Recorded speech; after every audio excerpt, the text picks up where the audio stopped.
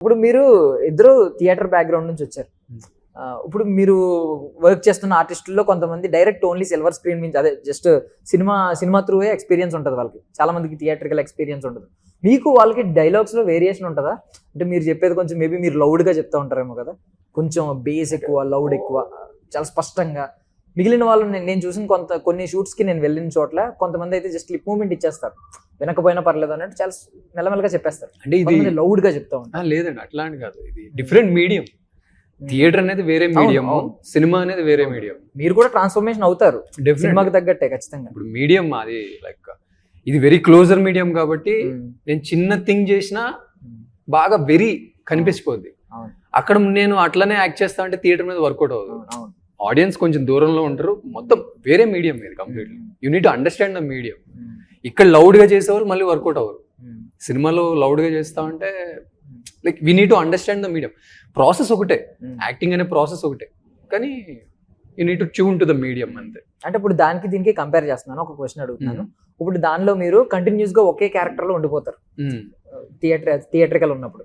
3 hours play ఉంటే 3 hours ఒకే character లో ఉంటారు, బయటకు వస్తారు.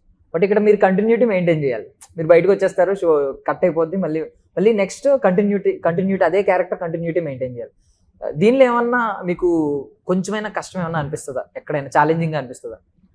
తెలుసు కాబట్టి ముందు ఏం జరుగుద్దో తర్వాత ఏం జరుగుద్దో తెలుసు కాబట్టి పెద్ద ప్రాబ్లం ఉండదండి. అంటే అంటే ఇంకొకటి కొంచెం ఇంటరాక్షన్ తగ్గించుకుంటే బెటర్ ఆ టైంలో. అంటే ఇంటరాక్షన్ అంటే పక్క వెళ్ళిపోయి ఎక్కువ మాట్లాడేస్తూ ఉంటే లైక్ డెఫినెట్లీ కొంచెం అది మిస్ అయిపోతుంది.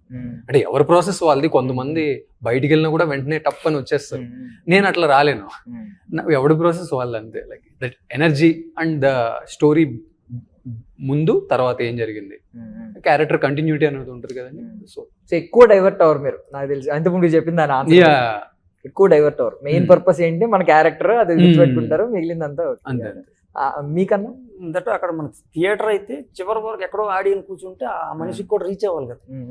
వాయిస్ రీచ్ కావాలి, బాడీ లాంగ్వేజ్ రీచ్ కావాలి, ఎక్స్ప్రెషన్ ఎలాగో అంత దూరం రీచ్ అవుతుంది చెప్పలేము. అట్లీస్ట్ బాడీ ఆ మూమెంట్ని బట్టి చివరి మనిషికి రీచ్ అవుతుంది. దానివల్ల థియేటర్ కొంచెం బ్రాడ్ అన్నట్టు అనిపిస్తుంది.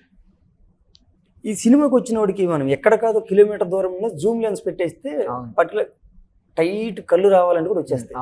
సో దానికి కొంచెం తగ్గాలనేది ఒక చిన్నపాటి సూత్రం అంతే. అది థియేటర్ వాళ్ళు బాగా చేస్తారు, థియేటర్ వాళ్ళకి ఉంటుందని కొందరు అంటారు, సినిమా కష్టమని కొందరు అంటారు. ఎందుకంటే ఒక్కొక్కరిది ఒక్కొక్క ప్రాసెస్. థియేటర్ అంతంత డైలాగ్ గుర్తుపెట్టుకుని చెప్తారు కదా, సినిమా ఈజీగా అయిపోతుంది. కొందరు అంటారు సినిమా వాళ్ళతో విజయాలు యాక్షన్ చేస్తున్నట్టే కట్ చెప్తారు, సరిగ్గా మూడు బ్రేక్ అవుద్ది. ఒక్కొక్కరికి ఒక్కొక్కటి అలవాటు పడ్డ టైం పడుతుంది అంతే.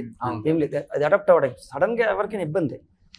థియేటర్ తీసుకెళ్ళిపోతుంది అని చెప్పలేము. థియేటర్ కాన్ఫిడెన్స్ ఇస్తుంది ఫస్ట్. నడుస్తూ ఉంటుంది, బురదో నీరో రాళ్ళో రప్పలు నడుస్తూ ఉంటే ఒక అలవాటు అవుతుంది. కనీసం పాదాలైనా సహకరిస్తాయి, అలవాటు పడతాయి. అట్లా ధైర్యంగా చెప్పడానికి పనికి వస్తుంది. థియేటర్లో అందరూ ఎరగేస్తారని కూడా చెప్పలేము. మీరు ఇప్పుడు అన్నారు వాళ్ళు ఏం చేయకుండా వచ్చారు సినిమాల్లోకి, మీరు థియేటర్ నుంచి వచ్చారు, వాళ్ళు అద్భుతంగా చేసేవాళ్ళు. అది ఎవరికి ఎంత తినడానికి రాసి పెట్టి ఉంటుంది, యోగం యోగ్యత అంటారు చూడండి, అట్లా జరుగుతూ ఉంటుంది. అంతే. థియేటర్ చెయ్యాలి, చేస్తే మంచిది. ప్రాక్టీస్ అనేది ఇంపార్టెంట్ కాబట్టి అదృష్టం కొద్ది మేమిద్దరం అక్కడ పడినాం కాబట్టి మాకు అది కాస్త 2 ముక్కలు తినడానికి అవకాశం ఉంది లేట్ అయ్యి.